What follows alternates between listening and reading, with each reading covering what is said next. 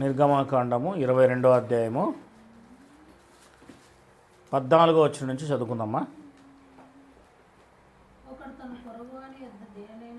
ఒకడు తన పొరుగువాని యొద్ద దేనినైనను బదులు తీసుకొని పోగా దాని యజమానుడు దాని యొద్ద లేనప్పుడు అది హాని పొందినను చచ్చినను దాని నష్టమును అతనే ఇవ్వాలి.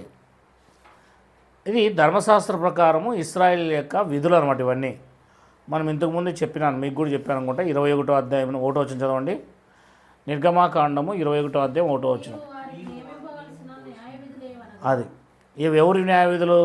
ఇశ్రాయేలీల యొక్క న్యాయ విధులు. అంటే ఇశ్రాయేలీలు ఎలా బ్రతకాలి, ఆ ప్రజలు ఎలా ఉండాలి, వాళ్ళ యొక్క విషయాలలో వాళ్ళ జీవన విధానం అన్నమాట. ఇదంతా 15వ వచనం చదువుకుందాం. 22వ అధ్యాయం 15వ వచనం. దాని యజమానుడు దానితో నుండిన ఎడల దాని నష్టమును వచ్చి కొనక్కర్లేదు. అది అద్దెదైన ఎడల అది దాని అద్దెకు వచ్చెను. ఒకడు ప్రదానము చేయబడిన ఒక కన్యకను మరులు కొల్పి ఆమెతో శయనించిన ఎడల ఆమె నిమిత్తము ఓలి ఇచ్చి ఆమెను పెళ్లి చేసుకునవలెను. ఆమె తండ్రి ఆమెను వానికి ఇయ్యనొల్లని ఎడల వాడు కన్యకల ఓలి చొప్పున సొమ్ము చెల్లింపవలెను. ఇశ్రాయేలీలకి ఇవన్నీ విధులు అనమాట. శకునము చెప్పు దాన్ని బ్రతకనివ్వకూడదు. ఏం చేయకూడదు? వాళ్ళ దేశంలో శకునము చెప్పు వాళ్ళు ఉంటారు కదా, మీకు సోది చెప్తాం అది చెప్తామని వస్తారు కదా, అలాంటి వారు వాళ్ళ దేశంలో ఎవరైనా ఉంటే వాళ్ళని చంపేసేయాలి డైరెక్ట్, అంతే. బ్రతకనీయకూడదు అని రాజమండ్రి చూడండి.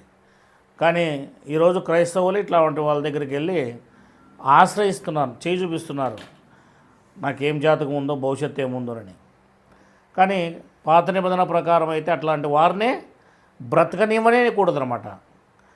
తర్వాత మృగ సంయోగము చేయు ప్రతివాడు నిశ్చయముగా మరణశిక్షను పొందవలెను. యెహోవాకు మాత్రమే గాక వేరొక దేవునికి బలి అర్పించేవాడు శాపగ్రస్తుడు. మీరు పోయారు మొన్నే బలికి, వారు అర్పించింది దేవునికి కాదు కదా, ఎవరికి అర్పించారు? విగ్రహానికి. వారు శాపగ్రస్తులు అవుతారు. చాలామందికి తెలియదు. ఈ మధ్యకాలంలో బలులు ఎక్కువ జరుగుతున్నాయి, వర్షం రాకుండా చేసేసినాయి కదా. ఈ బలులు ఎందుకు చేశారు అంటే దేవుని కోపం వచ్చేట్టు చేశారు. మొత్తం వర్షమే రాకుండా అయిపోయాడు, కాలువలకు నీళ్ళు లేకుండా అయిపోయాడు.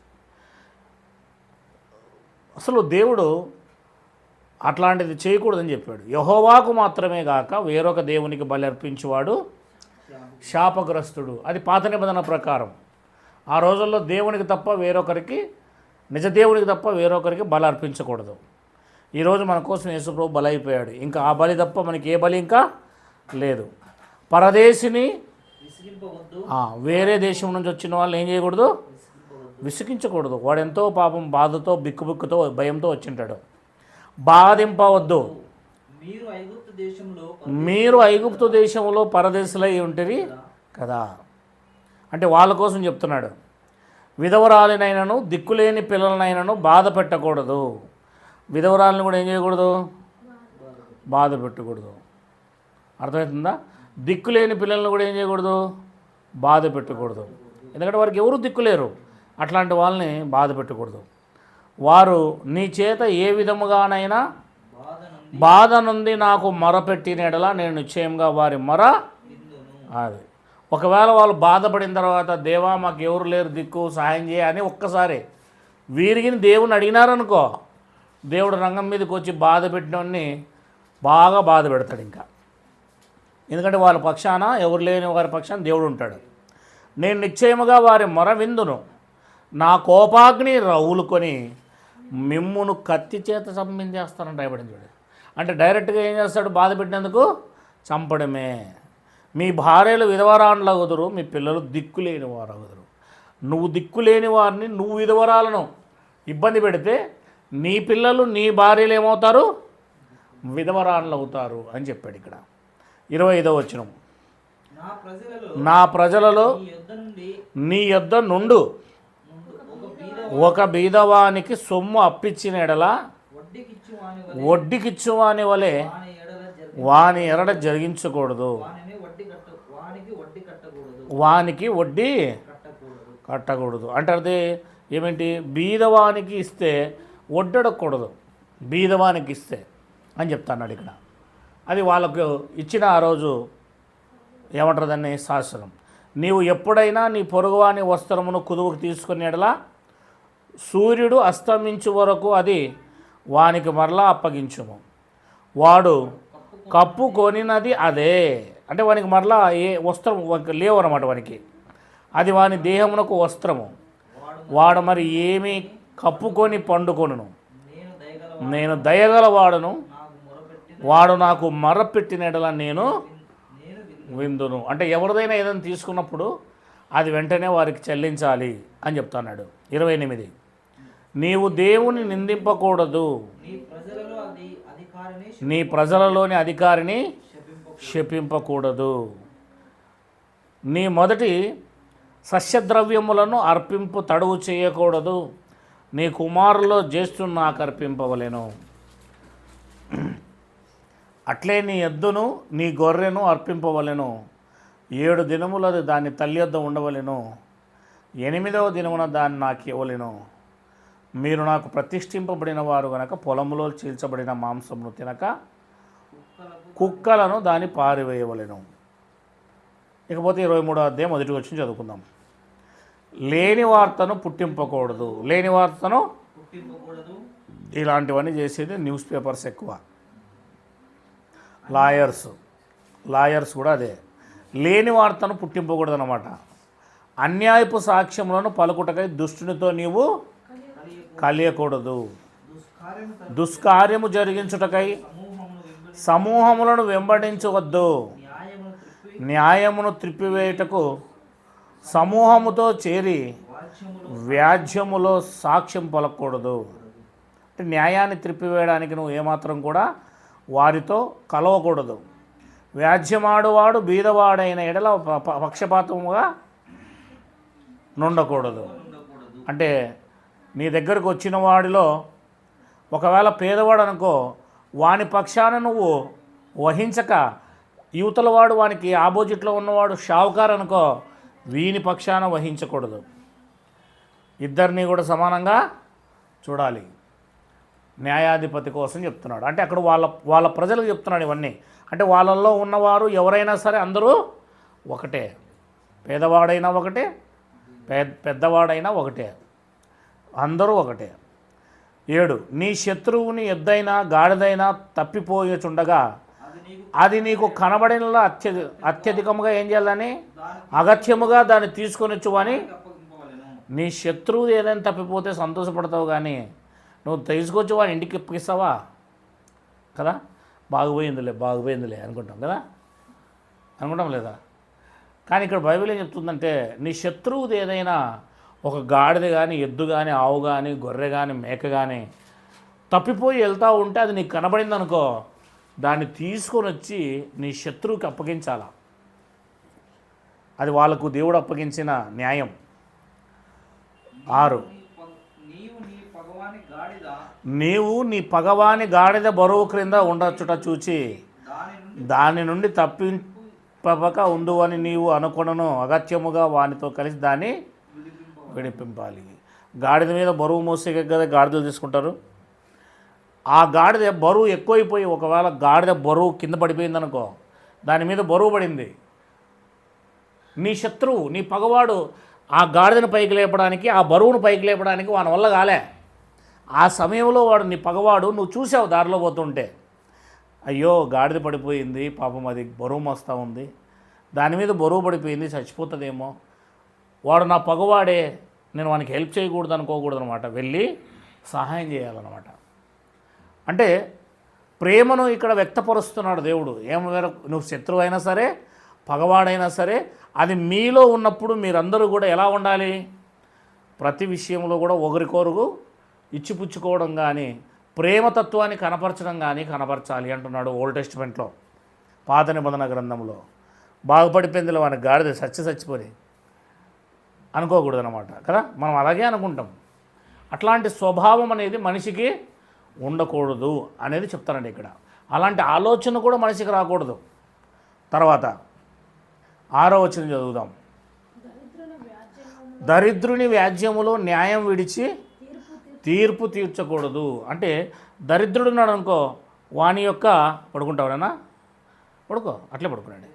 దరిద్రుని యొక్క వ్యాజ్యములో న్యాయం విడిచి తీర్పు తీర్చకూడదు. అంటే దరిద్రుడు ఉన్నాడు అనుకో, వానికి న్యాయం ఉంటేనేముంది, లేకపోతేనేముంది, వాడినే దోషం చేయకూడదు. మనం వాని న్యాయం ఉంటే న్యాయం అని చెప్పాలా, అన్యాయం ఉంటే అన్యాయం అని చెప్పాలా. దరిద్రుడు అయితే ఏముంది, మనిషే కదా వాడు కూడా. అబద్ధమునకు దూరముగా ఉండము, నిరపరాధినైనను నీతిమంతునైనను చంపకూడదు. నేను దుష్టుని నిర్దోషినిగా ఎంచను. లంచం తీసుకొనకూడదు. లంచం దుష్టిని, మంచి దృష్టి గల వానికి కూడా గుడితనం కలగజేస్తుంది. నీతిమంతుల మాటను కూడా అపార్థం కలగజేస్తుంది. అది లంచం అంత దూరానికి తీసుకెళ్తుంది. పరదేశిని బాధించకూడదు. పరదేశి మనసు ఎట్లుండునో మీరు ఎరుగుదురు. మీరు ఐగుప్తులో పరదేశులై ఉంటిరి కదా. 6 సంవత్సరములు నీ భూమిని విత్తి దాని పంట కూర్చుకొనవలెను. 7వ సంవత్సరమున దాని బీడు విడవలెను. అప్పుడు నీ ప్రజల్లోని బీదులు తిన్న తర్వాత మిగిలిన అడవి మృగమును తినవచ్చును. నీ ద్రాక్ష తోట విషయంలో, నీ ఒలివ తోట విషయంలోనూ అలాగనే. అంటే కేవలం ఎన్ని సంవత్సరాలు పంట వేసుకోవాలి వాళ్ళు? 6 సంవత్సరములు నీ భూమిని విత్తి దాని పంట కూర్చుకోవాలి, అంతే. 6 సంవత్సరాలు విత్తొచ్చు. కానీ 7వ సంవత్సరం దాన్ని ఏం చేయాలి? బీడు వదిలేయాలి. ప్రతి సంవత్సరం వేయకూడదు పంట. 7వ సంవత్సరం ఏం చేయాలంటే దాన్ని ఫ్రీగా వదిలేయాలి. ఫ్రీగా వదిలేసినప్పుడు ఏం చేస్తుంది తెలుసా? అదంతకు అదే మొలుస్తుంది. ఏమవుతుంది? అదంతకు అదే మొలుస్తుంది. మొలిచినప్పుడు బీద వాళ్ళు వచ్చి వాటిని తీసుకొని వెళ్ళిపోవాలి. మిగిలినవి ఏం తినాలి? అడవి మృగాలు తినాలి. మరి వాటికి కూడా ఆహారం, జంతువులు కూడా ఆహారం కావాలి కదా. అందుకోసం దేవుడు ఎలాంటి నియమాన్ని పెట్టాడు చూడండి. అది ఒలివ తోట విషయంలోనైనా సరే, ద్రాక్ష తోట విషయంలోనైనా సరే, ఏ తోట విషయంలోనైనా సరే 6 సంవత్సరాలు మాత్రమే పంట పోసుకొని నీ ఇంట్లో కూర్చుకోవాలి. 7వ సంవత్సరంలో నువ్వు పంట వేయొద్దు. ఆటోమేటిక్గా పంట వస్తుంది. ఆ పంట పేదవాళ్ళకు వదిలేసేయాలి. వాళ్ళు పాపం ఆ పంటతోనే, 7వ సంవత్సరం పండిన ఆ పంటతోనే పేదవాళ్ళందరూ కూడా 6 సంవత్సరాలు బతకాలి కదా. వీళ్ళు ప్రతి సంవత్సరం బతుకుతారు, వేసుకుంటారు కాబట్టి. కానీ 7వ సంవత్సరం ఆ పేదవాళ్ళు వచ్చి ఎంత పండిందో అదంతా వాళ్ళే తీసుకుపోవాలి. అది ఎన్ని ఎకరాలన్నా ఉన్నాయి, వీళ్ళు మాత్రం ముట్టకూడదు. దేవుడు చూడు ఎంత న్యాయం చేశాడో, ఎంత న్యాయంగా అందరికీ విధులను ఏర్పాటు చేశాడో. ఇది సమానతత్వం అంటే. ఏ రాజకీయ నాయకుడు, ఈ భూమి మీద ఏ అధికారి కూడా ఇలాంటివి మనిషిని పట్టించుకోవడం. ఎలాంటి న్యాయం చేస్తున్నాడు చూడండి దేవుడు. సమాజ స్థాపన అంటారు దీన్ని. ఇకపోతే 12వ వచనం చదవండి. 6 దినములు నీ పనులు చేసి నీ ఎద్దైనా, నీ గాడిదనియు, నీ దాసి కుమారుడును పరదేశియు విశ్రమించినట్లు 7వ దినమున రెస్ట్ తీసుకోవాలి వాళ్ళు. నేను నీతో చెప్పిన వాటన్నిటినీ జాగ్రత్తగా గైకొనవలెను. వేరొక దేవుని పేరు ఉచ్చరింపకూడదు. నోట్లో అది రాకూడదు. ఎల్లమ్మ, మారెమ్మ అని నీ నోట్లో రాకూడదు. అసలు పలకకూడదు. పలుకుతావా? ఏమాత్రం రాకూడదు. రాముడు, భీముడు అని ఏమాత్రం రాకూడదు. నీ నోట్లో కేవలం రావాల్సింది యేసుక్రీస్తు, అంతే. మరొక మాట పలకకూడదు. సంవత్సరమునకు 3 మార్లు నాకు పండగ ఆచరించాలి. దేవుడికి ఏం చేయాలంటే వాళ్ళు పాత నిబంధన ప్రకారము సంవత్సరానికి 3 సార్లు పండగ ఆచరించాలి. పులియని రొట్టెల పండగ ఆచరింపవలెను. అబీబు నెలలో నీవు ఐగుప్తులో నుండి బయలుదేరి వచ్చితివి కనుక ఆ నెలలో నియామక కాలమందు 7 దినములు, అది ఎన్ని రోజులు? 7 రోజులు పులియని రొట్టెలు తినాలి. పులియని రొట్టెలు అంటే పులిసిపోకుండా ఉండి రొట్టెలు తినాలి. పులిసిపోకూడదు, చెడిపోకూడదు అని అర్థం. నా సన్నిధిని ఎవడునూ ఒట్టి చేతులతో, దేవుని దగ్గరికి వచ్చేటప్పుడు ఎప్పుడు కూడా ఒట్టి చేతులతో దేవుని దగ్గరికి రాకూడదు. నీవు పొలంలో విత్తిన నీ వ్యవసాయముల తొలి పంట యొక్క కోత పండగను పొలములో నుండి నీ వ్యవసాయ ఫలమును నీవు కూర్చుకొనిన తర్వాత సంవత్సరాంతమందు ఫల సంగ్రహపు పండగను ఆచరింపవలెను. సంవత్సరమునకు 3 మార్లు పురుషులందరూ కూడా యెరూషలేములో దేవుని సన్నిధిలో కనబడాలి. సంవత్సరానికి 3 సార్లు. ఏ పండుగలు చెప్తారా? ఒకటి పస్కా పండగ, రెండోది పెంతకోస్త పండగ, మూడోది గుడారాల పండగ. ఈ 3 పండుగలు ఖచ్చితంగా కనబడాలి. పస్కా పండగ రోజున ఎవరో ఒక ఆయన సిలువ వేయబడ్డారు. ఎవరైనా? పాల్కుమార్. చెప్పండి మరి, ఆ మాట చెప్పండి అమ్మా. క్రీస్తు సిలువ వేయబడ్డాడు పస్కా పండగ కరెక్ట్గా ఆ రోజునే. పెంతకోస్త పండగ దినమున ఒక ఆయన వచ్చాడు,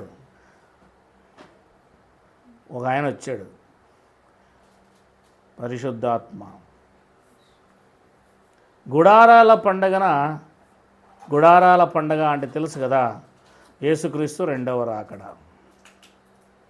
భూమి మీదకి ఆయన వచ్చాడు. ఆయన కొత్త గుడారమును సృష్టించుకున్నాడు, దేవాలయం. దీనికి అంత మీనింగ్ ఉంది. ఓకేనా? 23వ అధ్యాయం 18వ వచనం. శేఖర్ నాతో పాటు తిరుగుతాడని ఉరకొండకు వచ్చినాడు, తిరుగుతూనే లేడు. ఉట్టి మాటలే అన్నీ. అప్పుడుగా నేర్చుకుంటాడు. నా బలుల రక్తమును పులిసిన ద్రవ్యముతో, అది పులిసిపోయిన దాంతో రక్తాన్ని ఏం చేయకూడదు? అర్పింపకూడదు. ఏమ్మా అది సప్పుడే? నా పండగలో అర్పించిన కొరువు ఉదయం వరకు నిలవ ఉండకూడదు. నీ భూమి ప్రథమ ఫలములో మొదటి వాటిని దేవుడైన యెహోవా మందిరమునకు తేవలెను. చూసారా? నీ భూమి యొక్క ప్రథమ ఫలంలో మొదటి దాన్ని ఎక్కడ తేవాలి? దేవుని మందిరానికి తీసుకురావాలి. మేక పిల్లను దాని తల్లిపాలతో ఉడకబెట్టకూడదు. ఇదిగో త్రోవలో నిన్ను కాపాడి నేను సిద్ధపరిచిన చోటుకు నిన్ను రప్పించుటకు ఒక దూతను నీకు ముందుగా యేసుక్రీస్తు వారిని పంపుతున్నాడు. దూత అనగానే ఇక్కడ దేవుడు పంపుతున్నాడు అన్నమాట యేసుక్రీస్తు వారిని. ఈ మాట చెబుతూ ఏం చెప్పాడు చూడండి వాళ్ళందరితో. ఆయన సన్నిధిని జాగ్రత్తగా నుండి ఆయన మాట వినవలెను. ఆయనకు కోపము మామూలుగా పాత నిబంధన కాలంలో సిలువ వేయబడక మునుపు, తల్లి గర్భములో, కన్యక గర్భములో రాకమునుపు యేసుక్రీస్తు వారు ఎలాంటి వారు తెలుసా? మాట వినకపోతే చెంపే పగులుతుంది. ఎప్పుడైనా యేసుక్రీస్తు వారు భూమి మీద ఉన్నప్పుడు 33.5 సంవత్సరాలు బతికాడు కదా. కొట్టినా ఊరికే ఉన్నాడు, తిట్టినా ఊరికే ఉన్నాడు, ఉమ్మించినా ఊరికే ఉన్నాడు. ఏమన్నా అన్నా కూడా ఎట్లున్నాడు? ఇలా సైలెంట్గా ఉన్నాడు. పిలాతు ముందు నోరు తెరిచి నువ్వు మాట్లాడవా అంటున్నాడు పిలాతు. మౌనంగా ఉన్నాడు. గొర్రె బొచ్చు కత్తిరించు అనేదుట గొర్రె ఏ రకంగా మౌనంగా ఉంటుందో, వదకు తేబడుతున్న గొర్రె ఏ రకంగా మౌనంగా ఉంటుందో అలా ఎలా ఉన్నాడు? అది కొత్త నిబంధనలో యేసుక్రీస్తు వారి యొక్క క్యారెక్టర్. కానీ పాత నిబంధనలో యేసుక్రీస్తు వారి క్యారెక్టర్ ఎలాంటిదట? 23వ అధ్యాయం 20వ వచనం నుంచి చదవండి. దేవుడు ఏం చెప్తున్నాడు యేసుక్రీస్తు కోసము? ఇదిగో అరణ్యం అనే త్రోవలో నిన్ను కాపాడి నేను సిద్ధపరిచిన చోటుకు, అంటే పాలు తేనెలు ప్రవహించు దేశానికి, కనాను దేశానికి నిన్ను రప్పించుటకు ఒక దూతను నీకు ముందుగా పంపుతున్నాను. ఎవరా దూత? యేసుక్రీస్తు వారమ్మా. యేసుక్రీస్తు వారు చెబుతుంది ఎవరు?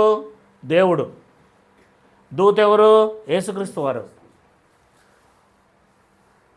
ఇప్పుడు ఆ చెబుతున్న ఆయన వీళ్ళతో ఏమని చెప్తున్నాడు చూడండి.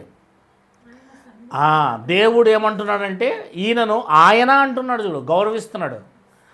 గౌరవంగా మాట్లాడుతున్నాడా? ఆయన సన్నిధిని అంటున్నాడు అనమాట. అంటే ఇశ్రాయేలీలు అనే ప్రజలు, మోషే, అహరోను వీళ్ళంతా 20 లక్షల మంది ఉన్నారు కదా. ఈయన సన్నిధి ఎలా ఉండాలంటే వాళ్ళు ఆయన సన్నిధిని జాగ్రత్తగా నుండి ఆయన మాట వినవలెను.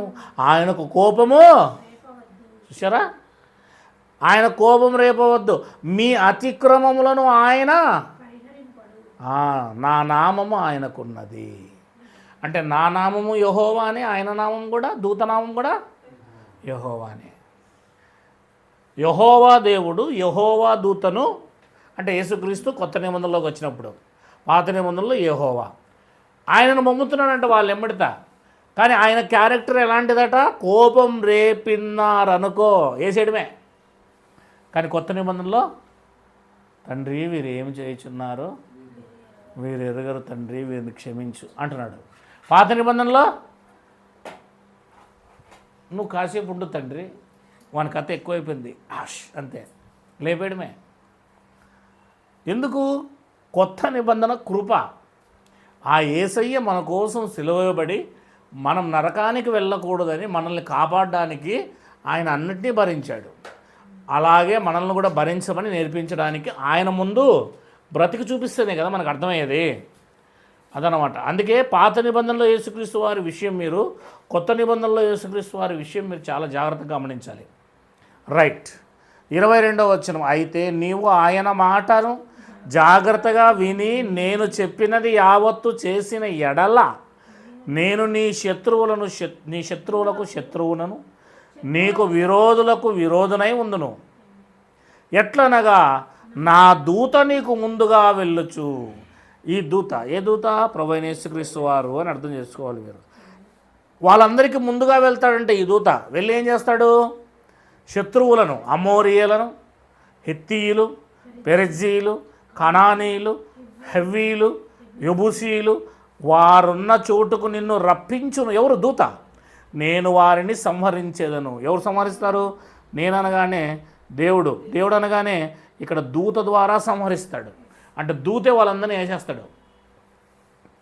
అంటే యేసుక్రీస్తు వారు ఒకప్పుడు అందరినీ ఏం చేస్తున్నాడు? పాత నిబంధనలో మాట వినకపోతే చంపుతున్నాడు. కొత్త నిబంధనలో మాట వింటే మనందరికీ జీవాన్ని ఇస్తున్నాడు. చచ్చిపోయిన మనందరికీ ఏమి ఇస్తున్నాడు? బ్రతుకునిస్తున్నాడు. వారి దేవతలకు సాగిలపడకూడదు, నువ్వు వాటిని పూజింపకూడదు, వారి క్రియల వంటి క్రియలు చేయక వారికి తప్పక నిర్మూలము చేసి వారి విగ్రహాలను బొత్తిగా పగలగొట్టాలి. అది వాళ్ళు ఆ దేశంలోకి వెళ్తారు కనుక, ఆల్రెడీ ఆ దేశంలో వేరే వాళ్ళు ఉన్నారు కనుక వాళ్ళందరినీ తోలి పారేస్తారు వీళ్ళు వెళ్ళి. అప్పుడు వాళ్ళ దేశంలో ఆల్రెడీ విగ్రహాలు ఉంటాయి కదా, వీళ్ళు వెళ్తారు కాబట్టి అక్కడికి ఆ విగ్రహాలన్నీ పడగొట్టాలి. అట్లా మనము అందరింట్లోకి దూరి విగ్రహాలు పగలగొట్టకూడదు. పక్కనింట్లోకి విగ్రహం పగలగొట్టమన్నాడు కదా అని చెప్పేసి నువ్వు పక్కనింట్లోకి దూరినావు అనుకో, నిన్ను బయటకు రాకుండా వాళ్ళే నున్న కొడతారు.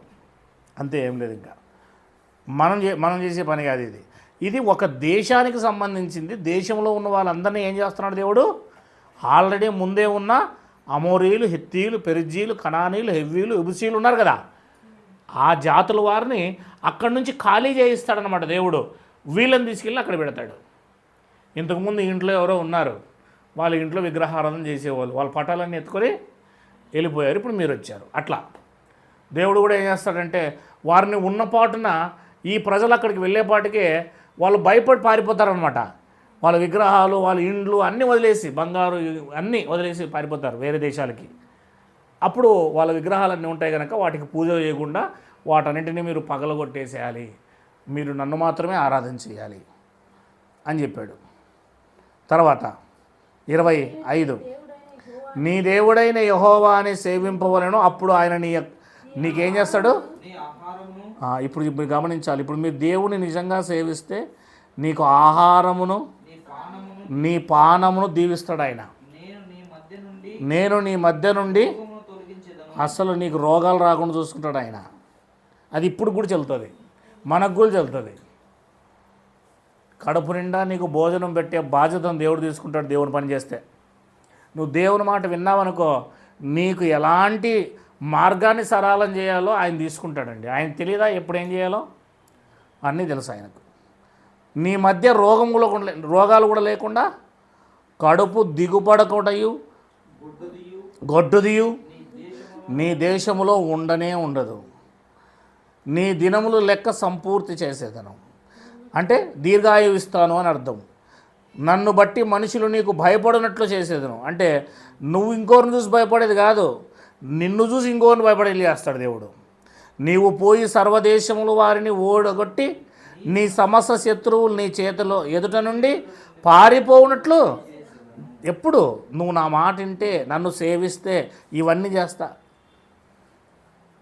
దేవుడే చేస్తాడు, మన ఊరికే చూడాల్సిందే నిలబడి అంతే. ఎర్ర సముద్రాన్ని ఆయన పాయలు చేశాడా, లేకపోతే వీళ్ళేమైనా పాయలు చేశారా? గంపలు చిలకపార పట్టుకొని. ఆయన మాట వింటే ఆయన చేస్తాడు, మనం చూడొచ్చు. అద్భుతాలు జరిగిస్తాడు మన జీవితంలో కూడా, మీరు దేవునికి నిజంగా పట్టుకుంటే. నీవు పోయి సర్వదేశముల వారిని ఓడగొట్టి నీ సమస్త శత్రువులని ఎదుటి నుండి పారిపోవునట్లు చేసేదను అన్నాడు ఆయన. మీరు చేసుకుంటారని లేదు. మరియు పెద్ద కందిరీగలు నీకు ముందుగా పంపేదను. ఏం పంపుతాడు?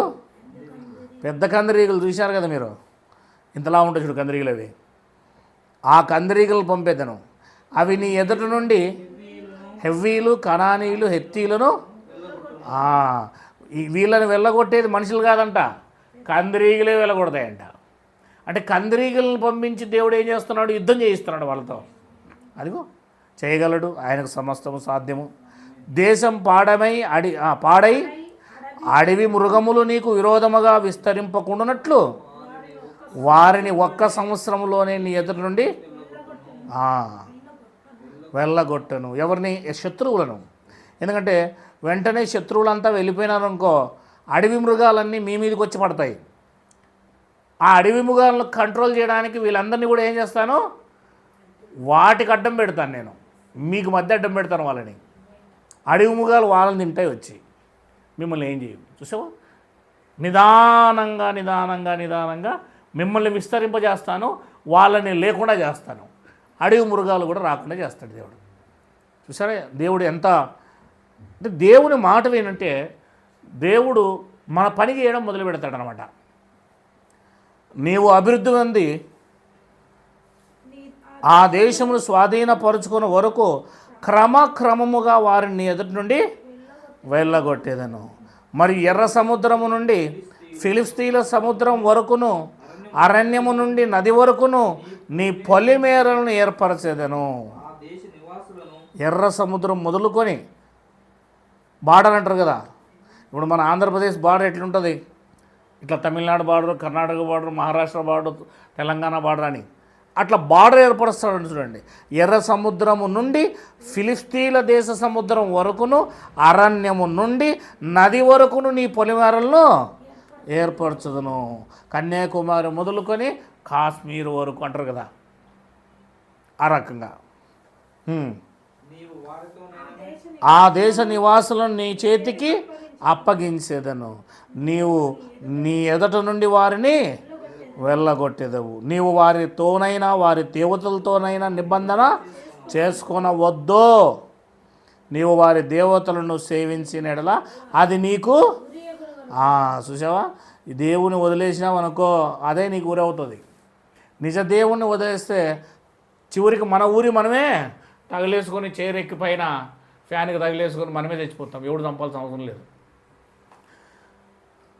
అంటే మన చావు మనమే తెచ్చుకుంటాము, మన దరిద్రం మనమే తెచ్చుకుంటామని అర్థం. వారు నీ చేత నాకు విరోధముగా పాపము చేయింపకుండునట్లు వారు నీ దేశములో నివసింపకూడదు. కనుక క్రమక్రమంగా నీ మధ్యలో నుంచి వాళ్ళందరినీ విడిపిస్తాను. నీవు వారి దేవుళ్ళను మొక్కకూడదు, వారితో వియ్యం అందుకోకూడదు, వారు నీ మధ్య ఉండకూడదు. మీరు మాత్రమే ఉండాలి. ఇవన్నీ కూడా ఇన్ని ఆశీర్వాదాలు, ఇవన్నీ ఆశీర్వాదాలా కదండి. ఎక్కడి నుంచి? 25వ వచనం నుంచి కదా. ఈ 25వ వచనంలో ఏం చెప్పాడు? నీ దేవుడైన యెహోవానే సేవింపవలెను, అప్పుడు నువ్వు నా మాట వింటే అన్నట్టుగా ఉంచుడు. అప్పుడు ఆయన నీ ఆహారమును నీ పానమును దీవించును, నీ మధ్య రోగమే లేకుండా చేస్తాడు. నీకు కరోనా వచ్చినా నిన్ను ఏం చేయదు, పక్కనే వెళ్ళిపోతుంది అంతే కరోనా. నిన్ను చూసుకుంటే ఇట్లా నిన్ను టచ్ చేయొద్దని చెప్పినాడు అప్ప మళ్ళీ దేవుడు అనుకుంటూ పోతుంది అట్లే పక్కన. అవునా లేదా? నువ్వు మాట వినకపోతే కరోనా పక్కన వచ్చి నిన్ను లేపేమని మళ్ళీ లిస్టులో పేరు ఇచ్చాడు. మళ్ళీ ఏమంటావు? ఇంక మాట్లాడాల్సిన అవసరం లేదు, లోపలికి వెళ్ళిపోతుంది ఆటోమేటిక్గా. అది అంతే. లోపలికి వెళ్ళిపోయి ఏం చేస్తుంది? పిల్లలు పుట్టించి ఊపిరాడకుండా గుండె ఆగేటట్టు చేసి నిన్ను పండి పెడుతుంది హాయిగా. రోగాలు రావాలన్నా దేవుని దృష్టే, వ్యాధులు రావాలన్నా దేవుని యొక్క హస్తమే. దేవుడే ప్రతిదాన్ని చేయాలి. కనుక మనం ఆయన మాట వింటే మనల్ని కాచి కాపాడేది దేవుడు తీసుకుంటాడు. ఈ విషయాలు మనం జ్ఞాపకం చేసుకొని మనము దేవుని మాట విన్నట్లయితే తప్పనిసరిగా మనం సకల ఆశీర్వాదాలను పొందుకొని మన కుటుంబము ఇక్కడను అక్కడను శాశ్వత కాలం ఉండడానికి అవకాశము దొరుకుతుంది.